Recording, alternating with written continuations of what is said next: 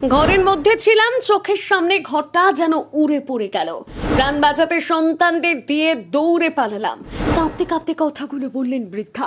কয়েক মিনিটের ঝড়ে বনগাঁর গোপালনগরের ছবিটা যেন বদলে গিয়েছে। গৃহহীন বহু পরিবার এলাকার দৃশ্য দেখলে বোঝা যায় এই ঝড়ের শক্তি ছিল ঠিক কতটা। গ্যাস ম্যাস সব চাপা পড়ে গেছে। সে মাইয়েরা চারটে বাতরান দিয়ে নিয়ে আইছে, তাই আমরা খাইছি। সোমবার বিকেলে উত্তর চব্বিশ পরগনার গোপালনগর বৈরামপুর পঞ্চায়েত এলাকার প্রকৃতির রুদ্র রূপ দেখল সাধারণ মানুষ। আচমকা বয়ে যাওয়া প্রবল ঝড় বৃষ্টিতে লণ্ডভণ্ড হয়ে গেল বিস্তীর্ণ এলাকা।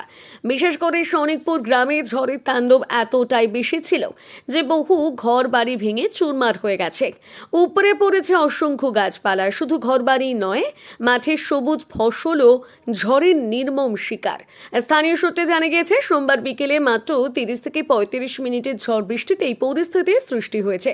ঝড়ের দাপটে ভেঙে পড়া বিদ্যুতের খুঁটির কারণে গোটা গ্রাম বিদ্যুৎ বিচ্ছিন্ন হয়ে রয়েছে। চরম দুর্ভোগে পড়েছেন সাধারণ মানুষ। প্রশাসনের পক্ষ থেকে অবশ্য সকাল থেকে গাছ কাটার কাজ শুরু হয়েছে।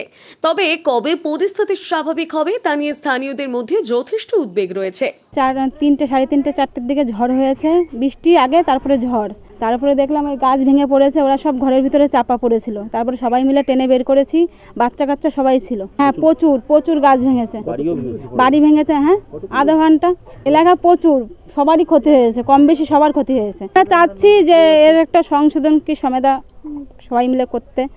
না, কারেন্টও নেই, কারেন্টের পোলও ভেঙে গেছে। গোপালনগর স্টেশন সংলগ্ন এলাকার বাসিন্দা উজ্জ্বল অধিকারী জানালেন তার ভয়াবহ অভিজ্ঞতার কথা। তিনি বলেন, যখন ঝড় শুরু হয় তখন পরিবারের সদস্যদের নিয়ে ঘরের ভেতরেই ছিলাম।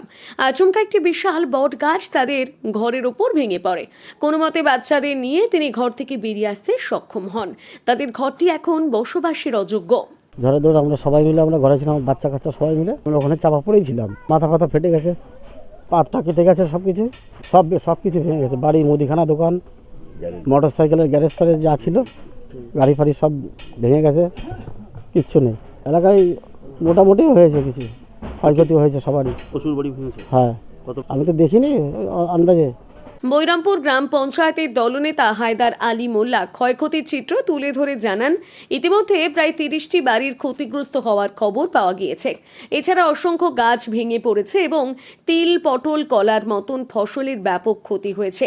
তিনি আরও জানান, এই বিষয়ে বিডিও সাহেবের সঙ্গে কথা হয়েছে এবং ক্ষতিগ্রস্তদের সহযোগিতার জন্য প্রয়োজনীয় ব্যবস্থা নেওয়া হবে।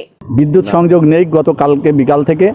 মানুষ এই পরিস্থিতির মধ্য দিয়ে কিন্তু খুব অসুবিধার মধ্যে আছে।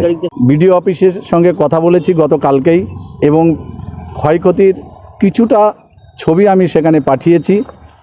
কিসে যে ক্ষয়ক্ষতি হয়েছে সেটাও আমি বনগাঁ এডিওতেও পাঠিয়েছি এবং বিডিওকেও পাঠিয়ে দিয়েছি যে অতি সত্বর যাতে এই ক্ষতিগ্রস্ত পরিবারগুলো সরকারিভাবে তারা তারপলিন বা কিছু শুকনো খাবার তাদেরকে দেওয়া যায় তার ব্যবস্থা করবার জন্য পঞ্চায়েতের পক্ষ থেকে জানানো হয়েছে।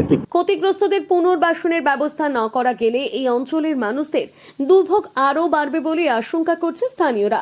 এখন দেখার প্রশাসন কতটা দ্রুততার সঙ্গে এই বিপর্যস্ত মানুষের পাশে দাঁড়ায়।